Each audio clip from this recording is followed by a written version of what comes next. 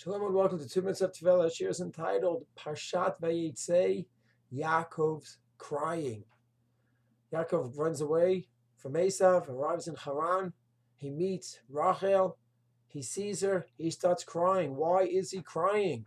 Sforno says he's crying because he sees that she is the one for him. She is his bashert, and he laments the fact that he didn't marry her earlier. He could have already have raised children with her. Chaval on the lost time, the lost years, and lost potential in the family. Rashi brings down another possibility that he's crying because he saw he wouldn't be buried with her. And he brings another possibility that he's crying because he had no money. Why do you have no money? Because the Elifaz, the son of Esav, was commanded by Esav to kill Yaakov. Elifaz was torn because on the one hand his father told him to kill him, on the other hand his grandfather Yitzchak had a hashpah, an influence on him. He didn't know what to do. He said, Yaakov, I'm a bit stuck. I'm in a quandary. What should I do? So Yaakov says, take all my money. And the halacha is that an ani, someone who's poor, is considered as if he is dead. And therefore you fulfill the mitzvah of your father. Sister Chaim says that so he was crying that he had no money. What kind of thing is that? That Tzaddik cries he has no money? Okay, an interesting question to look into from the Sister Chachamim. I'd like to just focus in on this idea that Elifaz went ahead and was commanded from Esav to kill his uncle Yaakov and his quandary that he was in. So Venach Leibus has an interesting approach in Chedusha Lev on this pasuk. I'm wondering if it's a case of hyper-focus on mitzvot. What is hyper-focus on a mitzvah? Where a person goes ahead and adopts a certain mitzvah, that's his baby. And there's nothing wrong where a person does all tiring mitzvah and he has one mitzvah that he does even more, with more enthusiasm. But when a person takes that mitzvah and he's so focused on it that he actually violates other mitzvah, that's what I call an irrational hyper-focus on a mitzvah.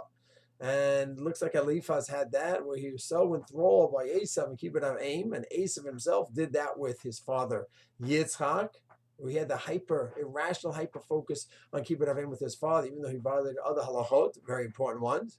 Elifaz seemed to be carrying on that tradition. And it looks like we have that by Lot a few parshas earlier. What happened with Lot? Lot went ahead, and he was so hyper-focused on Chesed and Chanas Orchim that he told the visitors in the town that you come in the house, and when the people started attacking because they brought in visitors, he said to the people of the town, take my daughters, do what you want with my daughters. Do what you want with my daughters. What are you, crazy? You're giving out your daughters so you can do Chanas Orchim?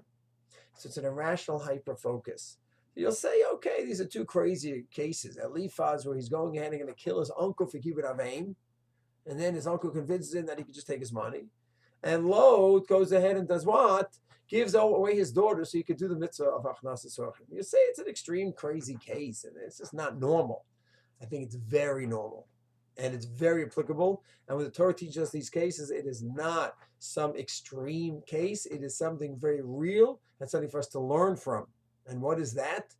I think many of us, maybe most of us, have this possible issue of being irrationally hyper-focused on a mitzvah. Person could be an unbelievable mechanech. What a rebbe. He's so patient. He's so patient with his students. It's legendary. The kids get have such disrespect and they don't listen, and it's just, he works with them. He's always calm. He's at ease. And slowly, slowly, they see his greatness.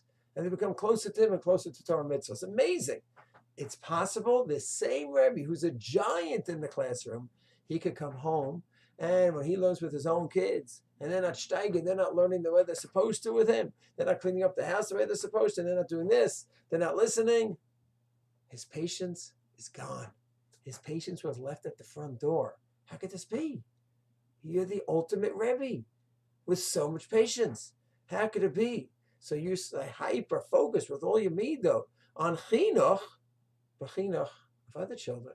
Somehow, the chinuch on your own children, somehow the midah, the patience, the chachma, the savlanut, somehow that's out the door.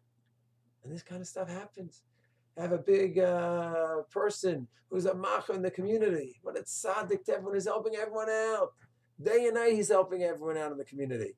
And yeah, when it comes to his wife, not nice, not considerate, doesn't give anywhere close to the time he gives to the whole kahila. what's going on? You're the ultimate ish chesed. Yes, you're hyper-focused on chesed to the tzibor, which is very nice as long as it's not an irrational hyper-focus and you're able to go ahead and see that the ultimate chesed, of course, starts at home with your wife and children, where they're on the pedestal. They're number one. And then, of course, you also give time to Klal Yisrael. And if it's not the way, there's something unhealthy going on. And to make it more of a communal question as well. A community goes ahead and is totally into Torah and Torah and Torah and Torah and learning day and night. He's learning so much learning day and night, and then what happens? The person goes ahead and he's learning, he's getting married, and now he has to start collecting money from people, and he can't get by. Now he has kids, he has to collect more money. Wait a second, is there a plan for you, my friend? It's a mitzvah for you to support your family. What's going on? Now you just a schnorrer. That's the plan, to be a schnorrer for your life. So a person who does this, so he's irrationally hyper-focused on learning, maybe. Where he goes in, he doesn't look into other things in his life. Or on the other extreme, a person is into the Medina, everything's in Medina, it's great. He's on to Medina and becoming a great chayal, and wait, hold on, where's the Torah and the mitzvahs and the learning? So a person does that, and he can compromise his mitzvahs and learning, where he's hyper-focused on the mitzvah of Hakamat Medina, building Medina, which is beautiful mitzvah, but it's got to be in the full picture. So truly, in my opinion, the idea of the irrational hyper-focus of Lot and of Elifaz is not a theoretical case. It's real, and it's something that every one of us must look into. Are we seeing the full picture? And is our commitment to the Torah, Shlema, the complete Torah? We might have our babies, we might have our tzedakahs, our yeshivas that we raise for our yeshivas even more than other places. That's understandable, but it's part of a complete picture. It's Hashem. Hashem gives siyata d'shmaya to be able to have our energy placed properly in all of Tayag Mitzvot. Shalom.